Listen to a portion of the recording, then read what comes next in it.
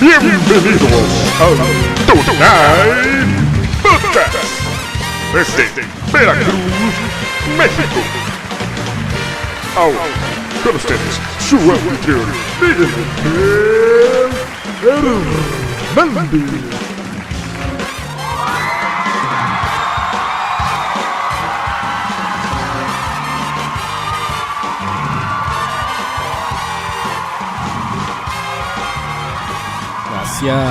Muchas gracias por estar nuevamente aquí en el Tonight Podcast. De hoy vamos a estar platicando con tres buenos amigos autores de la historieta en Colombia y vamos a conocer un poquito más de cómo es el cómic en Colombia, el cómic colombiano, la historieta colombiana. De eso vamos a estar hablando hoy y no atrasamos más esta presentación y vámonos directamente hacia el tema. Pollicio, por favor, ponos la música.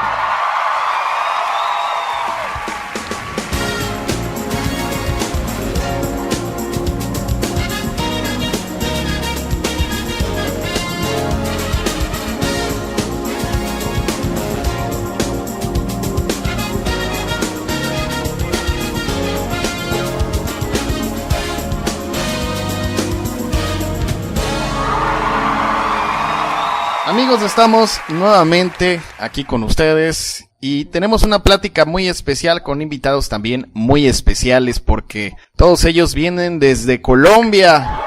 Así es, vamos a estar platicando de los cómics en Colombia, de la historieta en Colombia y presentamos a los invitados. Está con nosotros Enrique Uribe.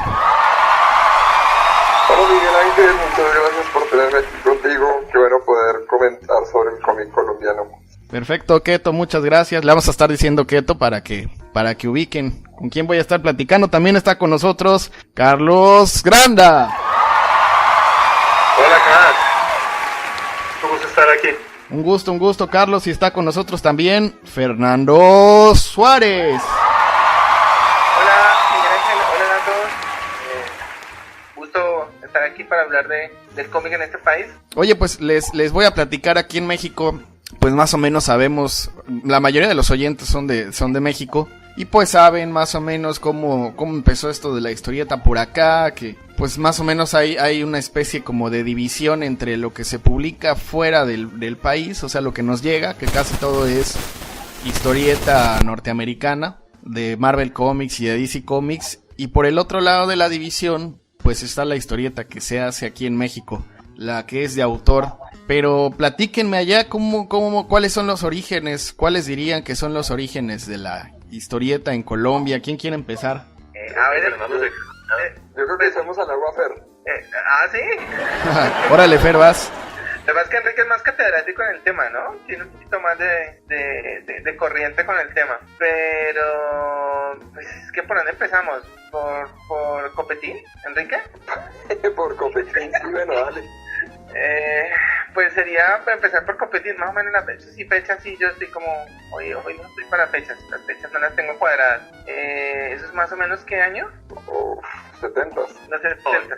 Digamos en prensa, ¿no? El problema es aquí la cosa arranca en prensa. Copetín es de los años 20. ¿De qué? No, espera, que se puede. No, Copetín no es de los años 20, pero representa los años 20. Ok. Mira, aquí Yo me están... que lo diga Enrique porque Enrique tiene más fresco esa parte. Aquí me está pasando la información el equipo del Tonight Podcast, que la revista Copetín era una tira de prensa que salió en el 62, del 62 hasta el 94, en el diario El Tiempo. Ese es correcto, exacto. 60, 70 es el inicio de Copetín, luego Copetín va a aparecer ya en los 90 solamente como un rezago dentro del jeroglífico que hacía Jorge Franco. Es que antes de Mojicón. Ok, de Daniel Samper. Mojicón. Sí. A ver, cuéntenme, ¿de qué trata Mojicón y de qué trata Copetín? Enrique. No, estoy yo siempre de primero aquí hablando. Pues el caso, como pudiste escuchar en términos de historieta, el caso del Copetín, digamos que es más reconocido porque Copetín duró mucho más tiempo publicado precisamente en el periódico El Tiempo. Y Copetín representaba a una serie de niños de la calle, o sea, gamines, seríamos nosotros acá, y representaba las situaciones, digamos, de estos muchachos marginados, como riéndose un poco de las situaciones sociales bogotanas. De Mojicón se habla más como una especie de adaptación de cómic norteamericano, ¿no? Al espacio. Estamos de acuerdo, sí. Al espacio de acá. Samper lo adaptó a la sociedad de acá, pues de la ciudad de Bogotá, y no recuerdo bien si era como una especie de copia de Cherokee, creo. No, de Smithy. ¿De qué? De Smithy. Ah, ok. Smithy, sí, claro. Sí. Sí, pero el asunto es que yo creo incluso que Copetín es anterior. No, Mojicón es empezó en el 24 hasta el 60. Mojicón fue primero, sí, claro. Bueno, es que yo solo tengo una referencia muy vaga de Mojicón, pero bueno. Sí, Mojicón es mucho más clásico. Es casi que sí, es como el primero, ¿no? De los primeros. Por lo menos el más conocido primero. Y ambos son los más conocidos en toda la trayectoria de la historia del cómic en este país. Pues sí, nosotros hablaríamos que si nos presentamos como de tira cómica de periódico, estaría entonces Mojicón, Copetín y luego el de Grosso, ¿cómo se llama? Y la escopeta no era. Nada más dice. Querubín. Bueno, pero ustedes estaban... Temporalmente. Me imagino que ustedes estaban muy niños, ¿no? O es más, no habían ni nacido cuando estaban esas revistas. No estábamos ni No, Granda ya estaba viejo. Pero ya luego viene la historieta que les toca a ustedes cuando eran aquí decimos chavos, ¿no? A los niños, cuando eran niños, ¿qué historietas leían ustedes? A ver, vamos a empezar con Carlos para que casi no ha hablado. Carlos, cuéntanos. ¿Qué era lo que tú leías? Aquí que en Colombia se supone que desde que se conoce el cómic como tal ha existido cómic colombiano. La cosa es que, digamos, aquí estamos hablando de Copetín, de Mojicón, de la familia Messi, son personas que uno conoce históricamente porque a uno le gusta el cómic, ¿sabes? Pero en realidad aquí en Colombia nadie los conoce, nadie los recuerda allá. E incluso en la época, digamos, que yo estaba niño, que sería los 80, Ajá. yo también lo que leía aquí el cómic era lo que llegaba al exterior, que empezó a verse con la editorial, con lo que ya en México, que eran puros cómics de Estados Unidos. Pero lo que era cómic colombiano, había algunas cosas que se producían aquí en Colombia, pero eran por medio de editoriales mexicanas. De resto, que yo en mi familia leía cómic colombiano, no, así que podría decir que no existía cómic colombiano en esa época, al menos sí había, pero no era de distribución masiva. Ah, ya. Exacto, yo estaría de acuerdo con Granda. Lo que yo diría es, hay como hitos que para nosotros son fundamentales en el cómic. Si vamos a tratar de mirar el cómic colombiano, tenemos hitos como la revista Los Monos, que salía con el periódico El Espectador. Ahí había unos personajes que eran los marcianitos, por ejemplo. De Efraín Monroy. Los marcianitos de Efraín Monroy. Y tenemos también el caso de Tucán. De Jorge Peña. Exacto. Entonces, digamos que sí, yo creo que en eso sí estaríamos los tres de acuerdo porque los tres leímos esos cómics. Sí.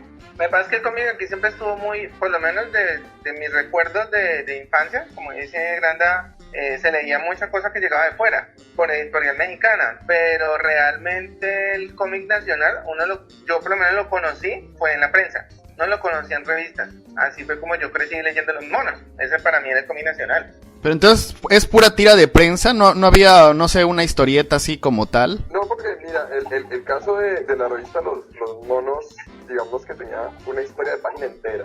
Ajá. Entonces ya era un poco más elaborada, no era solo la tirilla de 3 cuadros de prensa, que sería el caso de Copetín, sino que ya en Los Monos había mayor elaboración en el caso particular de los marcianitos, por ejemplo. Pero en el caso de Tucán ya tendríamos la primera revistilla. No, incluso aquí, la cosa con Colombia es que está bastante sectorizada. No sé si de pronto será por la situación geográfica que tiene especial el país, pero uno siempre está como en su sector. En el caso yo, pues en Medellín, en Antioquia, entonces se mantiene como aislado de lo que ocurre en el resto del país, más que todo antes que no había, pues como obviamente no está la comunicación como está ahora. Entonces hay muchas cosas que la gente dice que era muy reconocida. O sea, la parte de Los Monos sí era muy conocida porque el periódico en el que salía, el diario en el que salía era de distribución nacional. Pero el resto, lo que ocurría con esfuerzos de publicaciones, nunca llegaba a ser algo de una producción que se distribuyera en todo el país. Hay una revista, por ejemplo, que fue revista que en un sector la reconoce mucho, que fue la revista Click, que Fernando le tocó porque él vive en Cali, pero aquí en Medellín nunca llegó. Entonces, sí, Y en Bogotá tampoco la conocíamos. Exacto, sí hubo instancias de revistas durante toda la época del historia del cómic colombiano. La cosa es que nunca fue un esfuerzo como que en verdad hubiera una editorial de cómic colombiano, siempre era esfuerzos de colectivos de artistas. Pero uno decir que es que tal editorial de cómic está publicando, apenas en este momento se está empezando a editorial de cómic en Colombia. Estoy de acuerdo con Granda, si miramos nosotros a los 80 de lo que hizo, en el estudio que hizo Reinaldo Pareja del cómic que habla sobre todo es de cómic gringo, o sea, de Rico McPato, de todo lo de Disney, y de cómic traído de México. Ajá. Entonces esos eran los dos que se conseguían constantemente en revistillas. Era cómic gringo o cómic mexicano. Incluso esa parte no la tengo muy clara si la editorial América también era de México, porque llegaba mientras veías Calimán, Arandú y las otras, Águila Solitaria y todas estas revistas de este género, Ajá. de esta editorial, de 5 creo, también... Cinco, sí. También estaba lo de Editorial América, que era Tamacún, Los Tres Villalobos, Barin, La Espada de las Galaxias, era como otro grupito de revistas que también llegaban. Y para añadir, yo a lo que estaban hablando ahorita de los cómics como tal de acá, el cómic nacional, yo creo que el lunar que siempre ha existido es que los esfuerzos siempre han sido o grupos pequeños o individuales publicando, pero es porque no hay un gremio, o sea, no hay un gremio como tal. De pronto apenas ahora en estos años, estos últimos años, es que está empezando a crearse una conciencia de la posibilidad de un gremio, pero aún sigue la gente muy por su lado. Entonces, y además, por ejemplo, de la mano de que no hay un gremio, hacemos paralelo, por ejemplo, con México, que está ya lo que era el sindicato pues, de voceadores, que era el que se encargaba de distribuir revistas por todo México. Aquí la distribución era muy poca, apenas fue en los 90 que empezó a salir como una distribuidora de material a nivel nacional, pero el resto siempre era que cada ciudad hacía su esfuerzo, pues en cada grupo hacía su esfuerzo, entonces repartía a la gente que conocía, repartía pronto en el colegio, en la universidad, eventos grandes de cómic en Colombia, tampoco es que lleve mucho tiempo, el más viejo viene siendo el Cali Comics, que tiene 20 años creo. Sí.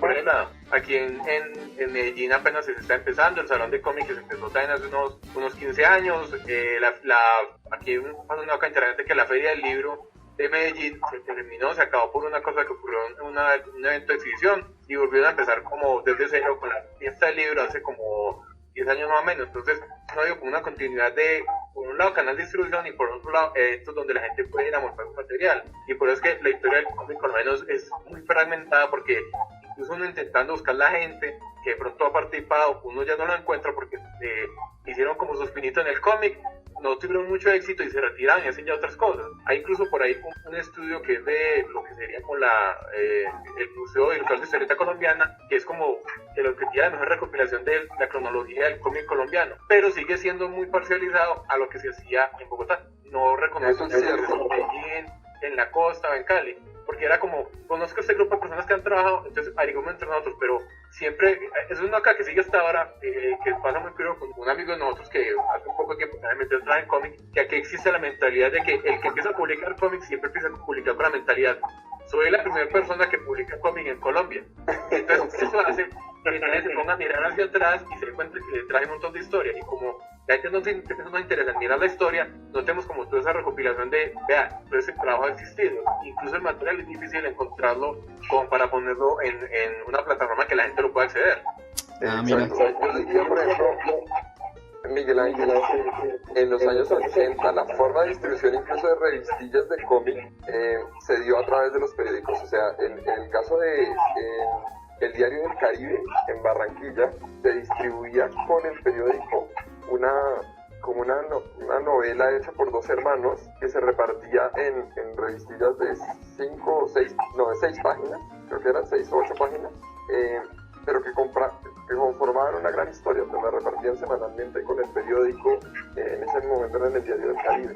Yo estoy seguro que eso se repetía en otros lugares del país, que se repetían esas revistillas contando ahí sí un cómic, pero como dice Grande, y estoy completamente de acuerdo, uno de nuestros grandes mensajes ha sido que no tenemos como una historia consolidada, es algo que hemos ido tratando de hacer con Fer, estuvimos tratando de hacerlo para un texto que escribimos, pero hace falta una mayor revisión de toda esta historia de las publicaciones locales colombianas. ¿Y cómo creen que se daría ese impulso? ¿Con alguna editorial fuerte que abrazara a los nuevos autores? O no sé ustedes qué piensan. A ver, Fer, tú cuéntame. Pues yo lo que he visto, o sea, aparte de lo que han comentado, la distribución, los esfuerzos individuales y colectivos, pero siempre dispersos, también está la división interna entre los mismos artistas, ¿no? Que se han creado como dos corrientes, se podría decir. Uh-huh. Una que aspira a publicar historias y a crear un mercado como tal, como cómic que cuente muchas cosas, muchas historias y muchos personajes, darle diversidad, no solo al trabajo gráfico, sino también a las historias. Está la otra parte, que es la que considera que el cómic debe ser una cosa más interiorista, más artístico, más de galería, más de... empiezan como a mirar feo a los que venden, porque es que se están prostituyendo, son comerciales, empieza a crearse como un ambiente muy extraño. Entonces también eso ha pasado, que se desgajó como en dos bandos. Entonces hay eventos en los que solo van ellos y menosprecian a los demás. Hay eventos en los que, digamos, podría decirse que la gente que trabaja en comercial, entre comillas, porque todos son comerciales al final de cuentas, todos venden, aún hasta los que hablan de arte también venden. Siempre hemos intentado como incluirlos a todos, pero ellos no se dejan, ¿no? Siempre mantienen como su distancia y todo ese cuento. Entonces, pues eso acaba de sumar otro bulto más al problema. Y aparte de eso, está el hecho de no tener la visión empresarial, o sea, la cosa de cómo hacer esto un negocio, cómo volverlo un negocio realmente, crear la distribución, la cuestión de cómo llegarle al público, qué vender, mercadear las cosas, o sea, todo ese otro factor que a veces uno no tiene, porque pues digamos que uno se concentra en crear, en escribir, en dibujar, y a uno aquí le toca de todo, ¿no? Entonces uno es el que sale a vender y el que revisa la impresión y el que carga las cajas con las revistas, bueno, a uno le toca el todero. Pero entonces siempre he sentido que falta como esa persona que tenga la visión empresarial, la visión de movimiento comercial, pero que sienta afinidad por eso, para poder que se haya como un buen matrimonio. No solo eso, sino que también se trata de que hay que aceptar que el mercado de nosotros es diferente al de otras partes. Uno reconoce mucho aquí en el cómic y los cine ahora, no solo que lo tengamos que todo, pero creo que estamos ocurriendo, digamos que de los 90 para acá, por los grupos publicitarios que siempre intentan copiar modelos de producción de otras partes, o modelos de estudio de otras partes, pero ya aquí no está la infraestructura. Como por ejemplo, yo estoy ahorita en México, por ejemplo, de poquito estuve en México y que cada 2 calles hay un puesto de revistas, mientras que aquí en Colombia ya los puestos de revistas desaparecieron casi por completo de las ciudades. Más que toda la distribución se hace con almacenes como almacenes de cadena como El Éxito o almacenes grandes así. Entonces es muy difícil que una persona que digamos tiene un ejemplar, un almacén y le diga, es que puedo poner mis ejemplares en exhibición. Ya no es que no, porque se interesa en distribuir más. Entonces es entre copiando estos modelos. Por ejemplo, también el hecho de que mucha gente aquí ve cómo publican en Estados Unidos, por ejemplo, ya las firmas nuevas están mirando eso de cómo hacen en Japón, pero siempre pensando, es que en Estados Unidos sacan revistas de 21 páginas. Entonces mi cómic lo va a hacer de 21 páginas. Y entonces, saco pues número 1. ¿Cómo vender el número 1? Voy a esperar un evento. ¿Qué evento hay? De pronto está la Feria del Libro de Bogotá. Es un evento que se hace una vez al año. Y juntamos con el Sofá de Bogotá, son 2 eventos al año. Entonces la gente planea para sacar 2 revistas al año. Eso no es un modelo económico por el lado del negocio y por el lado del lector. Entonces de pronto hay que mirar qué modelo de negocio se podría adaptar para el público colombiano. Están mirando lo que se hace en el exterior. Y en Estados Unidos, en los cómics, al menos los que ven con revistillas, están llenos de publicidad, porque es lo que da dinero a la empresa, no tanto las ventas. Y aquí muchas veces uno habla con la gente, bueno, ¿por qué no pensar en meter publicidad? Y siempre es como, no, es que yo ya tengo mi cálculo de cuánto cuesta la revista, y el cálculo de cuánto cuesta la revista, simplemente cuánto me cuesta la impresión, o cuánto cuesta el artista, cuánto cuesta la distribución, cuánto cuesta un montón de cosas. Entonces hay que pensar, replantear todo el modelo de comunicación del cómic en Colombia para que en vez de ser una industria colombiana, es una copia de otras cosas, que puede tomar elementos de aquí a allá, pero que sea propio. Algo por ejemplo que yo estoy insistiendo mucho con la gente que pronto me pide ayuda, es alejarse del modelo de la revista y pensar que de pronto lo que podría funcionar en Colombia como lo que entonces dado una visión de cuál es la forma idónea de tratar de distribuir y de vender este producto, y ejemplos incluso de productos muy buenos y muy exitosos, o al menos considerablemente exitosos, ha sido precisamente esa dificultad. Yo por ejemplo ahorita el Cui Jacobo, lo conocemos, que es un cómic muy bonito, creo que estuvo pensado para ser del gran formato tipo Tintín o tipo Asterix. Y resulta que tuvieron problemas con ese formato para la venta, entonces lo cambiaron a un formato un poco más pequeño, que les quedó más fácil de distribuir, o sea, les salían los costos menores de había, como dice Granda, la infraestructura para imprimir grandes. Pero el problema es que como lo pensaron para el grande, entonces ahora el que es más pequeño, que igual funciona y es bonito, pero ya se siente un poco peñuscado. Entonces este, que es un cómic de muy buena calidad, estuvo pensado para otro tipo de formato. Yo le digo lo que dice Granda y tiene toda la razón, copiando el modelo del formato de unos productos extranjeros, que aquí no funcionaba de la misma manera. Cuando se trata de adaptar a un tamaño un poco menor, pues obviamente pierde calidad porque los cuadros se ven muy apeñuscados y muy pequeños. Eso lo he visto porque he visto los dos formatos de Vico y Jacobo. Y en lo otro que preguntabas de qué negocio funciona, pues lo que está surgiendo ahora más es que Panamericana, que es una librería miscelánea que tiene por casi toda Colombia, ha apostado hasta cierto nivel en transformaciones a cómic de novelas colombianas. Y ahí hay unos ejemplos interesantes, no sé si ustedes los han visto, Granda y Fer, el de La Vorágine, por ejemplo. Y entonces ya hay una transformación, digamos, de productos literarios a cómic que se busca hacer desde, o sea, aquí, y por ejemplo, el de La Vorágine es muy, muy bonito, vale mucho la pena. Ahora, vamos a ver qué tal le va, porque ahorita está en Feria del Libro, viendo a ver qué tal le va. Pues. Ahora, ustedes tres son autores de historieta. Sí. Pues cuéntenme de sus proyectos. Ahorita ya más o menos nos enteramos de la historia, un poquito de la historieta en Colombia, de cuáles son los problemas, ¿no? De la publicación y de la distribución. Pero ya centrándonos desde su visión personal, ¿cómo les ha ido, no? Con sus proyectos. Cuéntenos de sus proyectos, qué hacen para que la gente los conozca, si tienen alguna página de internet. A ver, vamos a empezar con Carlos para irnos uno por uno. Cuéntanos tú, Carlos, ¿qué es lo que haces o qué has hecho? Bueno, yo, a ver, aquí en Colombia, pues siempre estaba como un poquito metido en todo lo que ha sido en cómics. Digamos que la historia es un poquito más larga, pero el rollo me fue que hace casi 20 años yo me metí a un grupo que se llamaba el Salón de Cómics de Medellín, que era básicamente una exposición de cómics de talento colombiano, y ya se convirtió en una corporación cultural que intenta incentivar la creación de cómics en Colombia, no solo incentivar, sino también educar a la gente de cómo se puede hacer cómics, en la parte de dibujo y también otras áreas de pronto que la gente no piensa en marketing, lo que es la edición y todo eso. Entonces soy el co-director de la Corporación Cultural Salón de Cómics de Medellín, y participamos en cuanto evento ahí de cultura popular, intentando incentivar el cómic colombiano. Ya por la parte, bueno, y además también tengo un canal de YouTube donde enseño cómo se puede hacer cómic en Latinoamérica, desde la experiencia que yo he tenido aquí en Colombia. Por la parte de publicación, yo aquí en Colombia tengo una editorial que se llama, una editorial no, digamos que es mi marca, se llama Comic Fan, y con ella he sacado unas cuantas publicaciones, saqué una antología de cómics que se llamó Fantasmagoria, estoy haciendo una historia que se llama Raza Antigua, que es una especie de modernización de mitos y leyendas colombianos, que muchas veces de pronto no puede ser atractivo para los jóvenes porque siempre se habla de cosas que ocurrían en la finca o con el taita, con el abuelo, pero intentando darle un giro un poquito más moderno a historias para que llegue a los jóvenes, siendo un poquito la línea que maneja programas de televisión como Grimm o como Sobrenatural o incluso como Office, para que sean historias, digamos, por capítulos, en donde se presenten esas criaturas que eran mitológicas para nosotros y volverlas más atractivas. Y ya como parte también del trabajo, estoy trabajando para editoriales de Estados Unidos haciendo trabajo en freelance. Órale, ¿y cómo hiciste ese contacto para trabajar en Estados Unidos? Bueno, eso ocurrió porque yo soy muy fanático de Superman.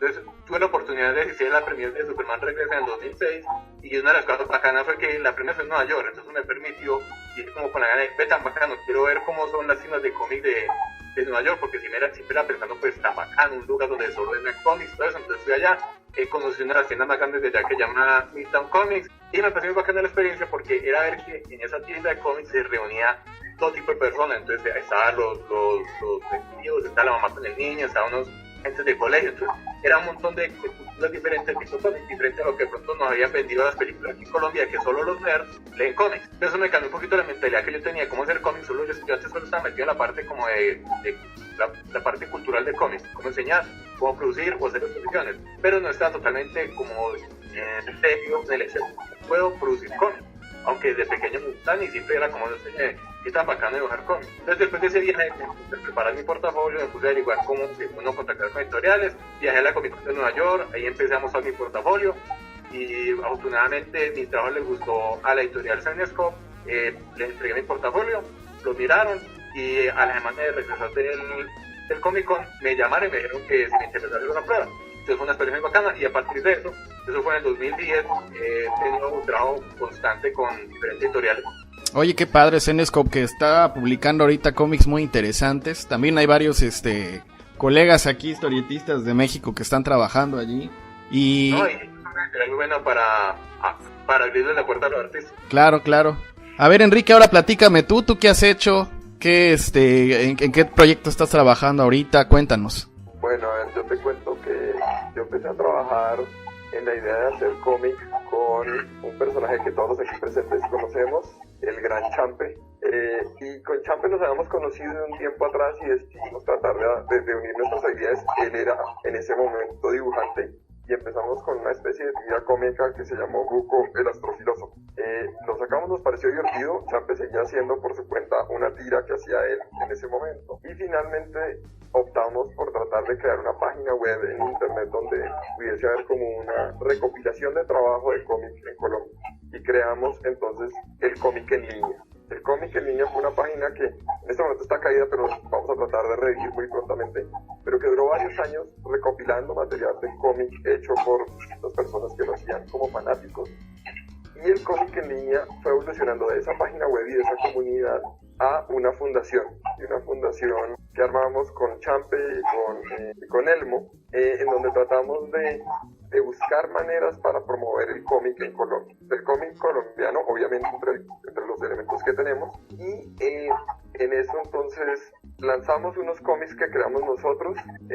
Están los 3 de Exogen, que fueron hechos mayoritariamente por Champe como creador, como de los personajes, y un grupo de artistas. Ahí estaba Parody, ¿quién más estaba dentro del cómic? Castilla también. Y entonces salieron los de Exogen, yo colaboré en uno de ellos, ayudándole a Champe con el guión, y yo escribí el guión de otro que se llama Doppler. Nos pasó, como dice Granda, y tiene toda la razón, nosotros invertimos un montón de energía, trabajo y dedicación a hacer un cómic en una revistilla que sería súper bonito, con una calidad de papel impresionante, y nos dimos cuenta de que estábamos gastando, haciendo una gran inversión, y que era muy difícil venderlo. Y una vez lo vendimos nos dimos cuenta del gran error, que si uno le vende un cómic que es el volumen 1 de quién sabe cuántos, pues la gente quiere el otro volumen en un mes, y nosotros no teníamos cómo hacer en un mes el siguiente volumen. Entonces se quedaron como estos grandes hitos de los sacamos adelante 4 cómics y ahí está, y todavía los tenemos. Pero la fundación siguió adelante promoviendo el cómic en Colombia. Tenemos una comiteca, una gran colección de cómics, tanto colombiano como extranjero, y la llevamos a distintos lugares, a colegios, a universidades, a eventos, para que la gente vea cómic, lea cómic y reconozca además cómic nacional y cómic internacional. La fundación todavía sigue adelante, hemos tenido nuestros altibajos y ahora estamos generalmente promocionando un evento que se llama el FICO, el Festival del Cómic Independiente, en donde básicamente se reúnen y se hacen charlas sobre cómic, se reúne gente que le gusta y se trata de lograr que haya un reconocimiento a los artistas de los cómics nacionales. En eso he estado involucrado yo, fuera de trabajar ya en términos académicos, de tratar de desenterrar un poco elementos de la historia del cómic, como hicimos con Fer, y de darle reconocimiento, digamos, en una universidad al tema de cómic. Oye, muy bien, qué buen trabajo y qué padre, ¿no? Que pues tengan esta oportunidad de ir conociendo no solo lugares, sino gente y llevándoles lo que han hecho ustedes, el trabajo. Fíjate que ese es un problema que igual aquí pasa en México, que de repente se juntan grupos, hacen la historieta y lo mismo, ¿no? Queda muy bonita la impresión, pero pues ¿dónde lo distribuyes? ¿Cómo lo vendes? Ya aquí más o menos se está empezando a hacer una especie de distribución, ¿no? A través de que se hacen colectivos que están en diferentes partes del país y ya se mandan los trabajos y así se van vendiendo. Están viendo cómo funciona. Nos han contado que funciona muy bien. De hecho, uno de nuestros compañeros aquí en el Tonight Podcast, Abraham Martínez Cuervoscuro, nos platica que está funcionando bastante ese tipo de distribución, así que pues es un modelo que podría funcionarles, pero pues es cosa de que lo prueben, ¿no? No es igual aquí en México que allá en Colombia. Fernando, tú cuéntanos, ahora ¿en qué has trabajado tú? ¿En qué proyecto andas? Bueno, mi primer cómic lo publiqué en el 84, en periódico, en prensa. Yo vivo en Cali, que es en el occidente, de Colombia, y pues uno de los periódicos como principales del occidente. Ahí publiqué durante un año y medio, estaba yo todavía en el colegio. Fue una experiencia pues interesante porque yo me enamoré de los cómics desde que estaba en el colegio y los hacía, y empecé copiando cómics y luego ya empecé a hacer lo mío y me quedé con eso, y mi propósito fue aprender por mi cuenta. Entonces empecé a comprar libros, me volví coleccionista, igual que Grande también, que es bastante coleccionista, y Enrique, esa es parte de este cuento. Luego hice una carrera de diseño gráfico, y allí, estando en los primeros semestres, me uní a un grupo de dibujantes de cómics de aquí de Cali, y como desde el 88 más o menos, y yo estuve en ese grupo 18 años. Ese grupo tuvo diferentes nombres en el tiempo que yo estuve, hasta que se convirtió en Cali Comics, que es como un referente hoy en día aquí en la ciudad. Yo me retiré en el 2006, me retiré porque ya consideré que ya había pasado muchos años y pues no sé, ya asumí que mi tiempo en ese grupo y en lo que se hacía ya había llegado a su fin, y empecé como a perseguir mis propios objetivos. Entonces, utilizando en las redes sociales, Facebook y todo esto, conocí a unas personas de una editorial de Las Vegas, y con ellos publican algo que se llama Pocketbook Heroes cada año y medio, casi cada 2 años, y empecé a trabajar con ellos y he publicado ya como 4 números con ellos, de cómic pues corto, one shot, historias cortas, y eso empezó a abrirme puertas con otros editoriales pequeñas. Yo estaba moviéndome como con la cuestión independiente, ¿no?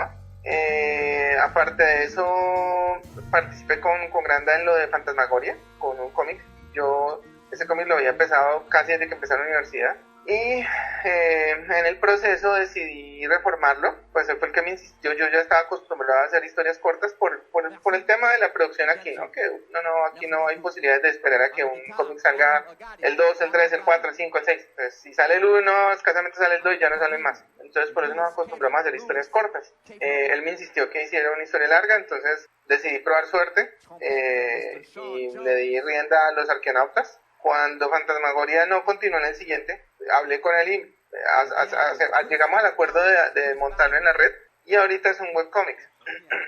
Los Arqueonautas están en web, ya voy por el capítulo 17, espero poder hacer el 18 pronto, y ya hice un recopilatorio que me salió casi 80 y algo de páginas, que inclusive me llegó hoy, de la primera parte, para venderlo a través de la plataforma de Book en toda América Latina. Y aparte, y estoy en conversaciones con un escritor de Inglaterra para hacer un cómic en un proyecto de Kickstarter, y pues me dediqué también a la parte de investigación con Enrique. Le he colaborado ya en varios artículos, y pues la docencia me llevó a enseñar cómic también, entonces doy clases de cómic y todo este cuento. Ahorita trabajo con una plataforma educativa haciendo un taller sobre cómo hacer cómics, y pues yo creo que en eso estoy. Ahí voy. Oye, está muy bien, muy internacional. Carlos, regreso contigo. Cuéntanos, ¿cuáles serían los grandes nombres de los historietistas de Colombia? ¿Quiénes dirían, no? Pues los que están, no sé, en las meras estrellas son este y este. Bueno, el problema con la gente, digamos, los autores de cómics, es que no son algo que sea así como constante, sino que como que surgen por oleadas. Entonces hay algo que recuerda mucho, como William Zapata, como Carlos Osorio, que estuvieron trabajando con mucho tiempo en cómic, pero por un motivo u otro se retiraron. Entonces llega otro artista y los reemplazan. En nombres que pronto suenan en este momento estaría Johnny D, estaría también Álvaro Vélez. Es más, por ejemplo, hay editoriales, hay varias que están empezando a surgir, que para que ya tienen un buen recorrido, y que están sacando pues constantemente material, que en este caso serían grupos como Coab Comics, como Ave Negra Comics, como Dragonfly, que no se puede ser un producto por autores, sino que son colectivos que están atrayendo diferentes talentos y se están juntando entre ellos para producir material. En este caso, por ejemplo, Coab sacó hace unos años una serie que gustó muchísimo, que llamó Bogotá Masacre Zombie, y aprovechó toda esa oleada que estaba empezando con Walking Dead. Entonces hizo la pregunta que mucha gente hace de qué pasaría si ocurriera algo así, pero en mi ciudad. Ellos hicieron el salto de qué pasaría si simplemente lo hicieron. Entonces fue un experimento muy interesante, y todavía siguen manejando cosas. También A ver qué otros me recuerdo. Hay gente que yo le he visto que maneja un trabajo muy bonito, pero de repente no es muy conocida. Por ejemplo, hay el que se llama Trejos, que hace un trabajo de anatomía muy bonito. Pero hay muchos que están moviendo eso entonces por la parte de redes, no tanto con los impresos, que es otra forma que de pronto no se ha explorado tanto en aprovechar los medios digitales como lo ha hecho en otras partes. El trabajo de Nicolás, ¿Sí? Nicolás Rodríguez, claro. de Zambodende, que también Es muy interesante porque aparte del proyecto de cómic, ellos tienen una edición empresarial diferente, donde están pensando más como bien algunas empresas de Estados Unidos, que el cómic es una plataforma para poder realizar otros productos como películas, como animación. Ah, mira, eso está interesante. Y por ejemplo, de los proyectos recientes de la historieta en Colombia, ya sin hablar tanto de autores, más bien hablar del nombre de la revista, o el nombre de los personajes, o como están diciendo ahorita, los grupos que hacen historieta, ¿quiénes dirían?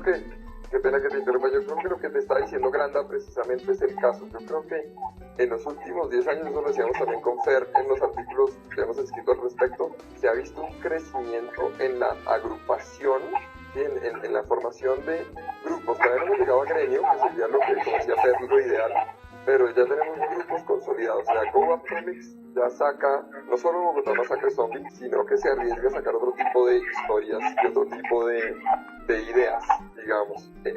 Ave Negra también está tratando de sacar más allá de Said otro tipo de creaciones. Digamos que por otro lado, como vimos con Nicolás Rodríguez, con Zambodende, pues si bien él solo sacó Zambodende, pues está tratando de exportar esa a otro tipo de medios. Pero yo creo que en eso estaríamos de acuerdo los tres. Lo que se ha visto ahora es que estos grupos se han ido consolidando. O sea, ya uno puede hablar que ellos sí tienen una tradición. Al menos tienen un número de revistillas y tratan de hacer entonces otros temas o otro tipo de producción. Lo mismo en el caso de lo que ha trabajado Champe. Ya Champe ha trabajado en distintos tipos de producto y ha trabajado también, Champe ha trabajado con Granda, por ejemplo. Y ya entonces se ve que hay, digamos, todavía no estamos llegando a un nivel de industrial, obviamente, pero ya estamos llegando a un segundo nivel. Nosotros con Fer lo llamamos, y ya se está volviendo un trabajo de artesanos. ¿Sí? Ya estamos pasando de simplemente un trabajo de individuos que sale y desaparece, y se empieza a volver un trabajo de artesanos que mantienen una tradición, que mantienen un interés de continuar haciendo y publicando algo. Fer, ¿qué futuro le ves tú a la historieta en Colombia? ¿Crees que vaya como que se queden en esta veredita, o si crees que en un momento vaya a hacer esta explosión y todo el mundo esté comprando lo que publiquen? Tú cuéntame. Pues yo creo que va a haber una, no sé si llamarlo un boom, pero creo que a largo plazo o mediano plazo sí puede pasar, porque está uno viendo gente con muy buenas ideas, buenas propuestas, con propuestas muy profesionales, que es lo más importante, competitivas, que pueden perfectamente traspasar fronteras y no verse muy rudimentarias, sino ya más elaboradas, más trabajadas, con más técnica. Hay muy buenas, pienso yo que hay muy buenas perspectivas, y es probable que en algún momento empecemos a ver, así como a Grande, que ya lo vemos en Estados Unidos, por lo menos en editoriales más comerciales independientes, pero igual hay mucha gente que está empezando a tocar puertas fuera, y es probable que empecemos a ver más gente, un par de añitos más, pero ya se está notando, como dice que todos se está notando más la fuerza en las publicaciones, la mejora y el contenido más continuo, ¿no? A veces, como hablaban ahorita de la Feria del Libro, donde mucha gente publica para la Feria del Libro, ahora se está empezando a ver un poco más de volumen en esa feria. No sería lo ideal, pero la feria es un buen espacio, entonces ya se está empezando a ver más rotación de material. Entonces es muy probable que el material empiece a crecer más y más con los años. A ver, Enrique, la misma pregunta. Uy, yo creo que con lo que te digo, Fer, yo creo que es una cosa, o sea, yo creo que está llegando a un nivel de madurez, pero yo no creo que vaya a ser mucho más amplio de lo que es ahora. Realmente no creo que crezca tanto, pero lo que sí creo es que está encontrando nuevas avenidas para hacerlo. Yo creo que Granda lo decía en el caso de Zambodende, y es, encuentran que el cómic no se va a convertir como en el elemento central quizá, pero en uno de los elementos de estrategias transmedia, por ejemplo, y entonces encontrarán eso mucho más bien en ser complementarios o partícipes de otro tipo de productos mediáticos. Yo creo que Colombia ha estado creciendo en términos mediáticos en otros aspectos como en televisión y en video y ahorita mayor producción cinematográfica. Yo creo que en el crecimiento de estrategias transmedia, el cómic va a ser relevante como uno de los elementos de esas estrategias y ahí es donde va a encontrar más nicho a futuro el cómic en Colombia. Carlos, no sé si tú quieres agregar algo al tema. No, hablando. La cosa es que, a ver, yo sí creo que el cómic Colombia tiene posibilidades de expandirse más, pero siempre y cuando la gente vaya aceptando estas cosas y cambie estas actitudes y estos modelos con los que se está trabajando. Poco a poco, yo he visto que en los últimos años sobre esto ha cambiado bastante. A mí me tocó una época de casi 10 años donde había una pelea casada con la gente que hacía cómic y la gente que hacía manga, y el hecho de que era el conflicto de que si uno hacía una cosa no podía la otra. Incluso la corporación que yo manejo por un tiempo llamó el Salón de Cómic y Manga de Medellín, porque es que solo lo poníamos cómic, la gente que hacía manga no paraba bolas, si lo poníamos manga, la gente que hacía cómic no paraba bolas, entonces como que tenía que hacer la diferenciación entre las dos cosas, porque esto es lo mismo. Es como que la gente se dé cuenta de ciertas actitudes que están haciendo y repitiéndose durante los últimos 30 años, que cuando cambia esa actitud y hay gente que lo está haciendo, en verdad el cómic puede progresar, también aceptando otros papeles que no están aceptados en el cómic, no se le ve la importancia, ver que es importante contar con la figura del editor. Entonces, hasta donde yo sé, no hay un solo editor de cómic en Colombia,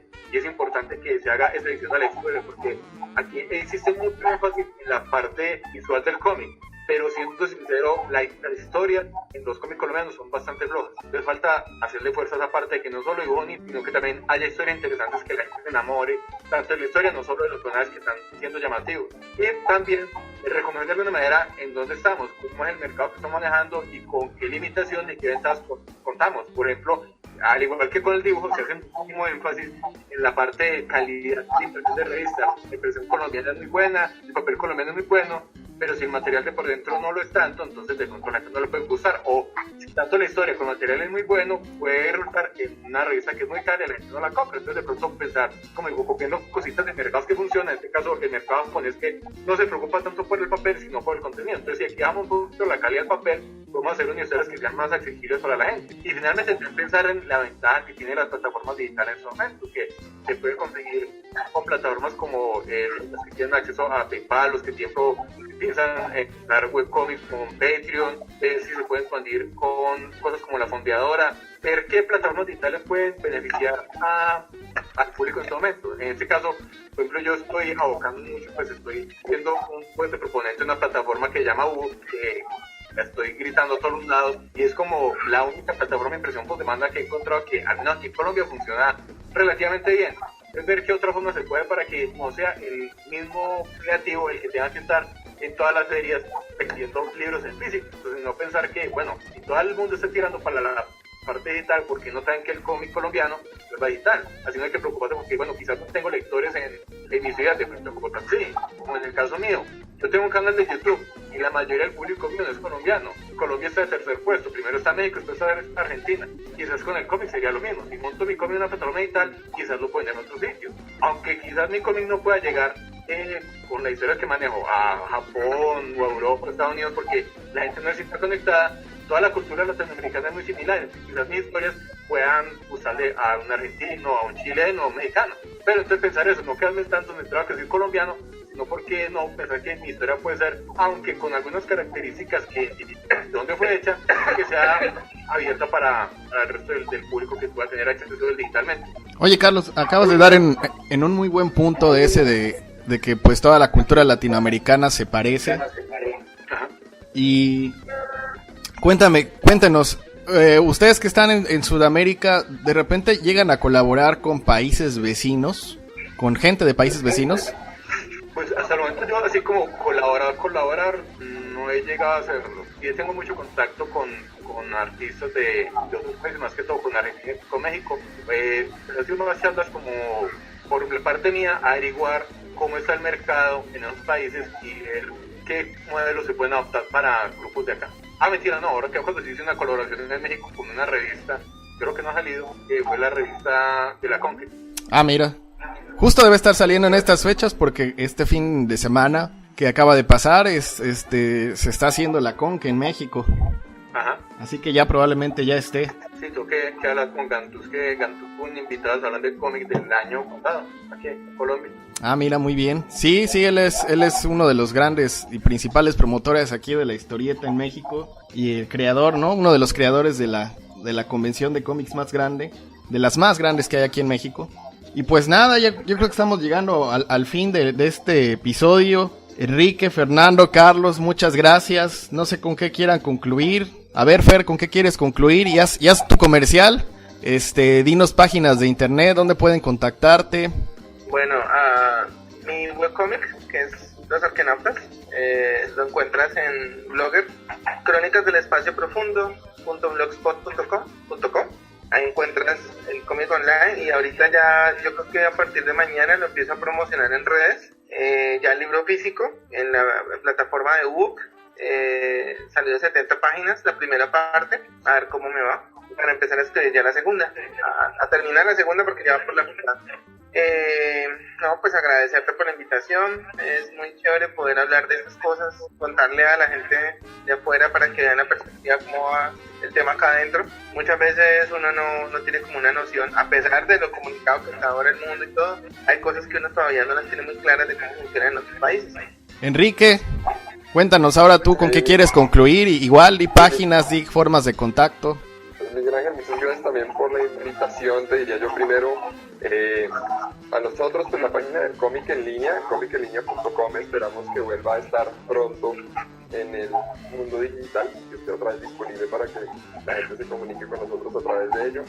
Si no, pues mi correo, a mí me pueden contactar por keto@elcomicenlinea.com. Productos, o sea, por ahí está en Amazon, creo que todavía se consigue la versión de Doppler que salió en inglés, curiosamente la en español no sé si está disponible actualmente. Fuera de eso, pues yo soy académico y a mí me encuentran como profesor en la Universidad de Bogotá, Jorge Tadeo Lozano. Carlos.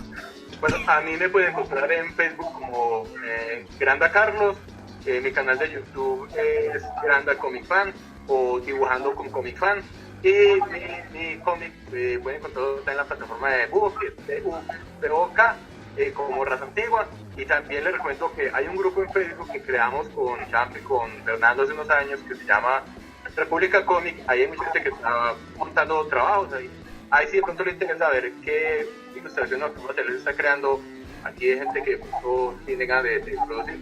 Y también en Instagram pueden encontrarme como Grande Comic Fan. Pues perfecto, yo les agradezco muchísimo, Enrique, Fernando, Carlos. Más o menos nos han platicado un poquito de la historieta de Colombia. Yo espero que los oyentes pues les haya interesado mucho el tema. Está ahora sí que lo vemos como muy paralelo a lo que se estaba haciendo aquí en México. Y pues que eso nos hermane un poco y hagamos más trabajos en conjunto, que estaría bastante bueno. Y pues nada, para adelante el cómic en Latinoamérica, como que ya le hace falta su boom, porque ya el cómic norteamericano, pues desde cuando ya tuvo el suyo, el cómic europeo goza de buena salud, el cómic en Japón ni se diga, pero el cómic latinoamericano está ahí latente y hay muy buenos artistas, gente muy talentosa que está haciendo cosas increíbles, y pues yo creo que eso es lo que más hace falta, difundirlo. Y pues nada, muchas gracias a los tres por estar platicando aquí, y nosotros nos seguimos con la música.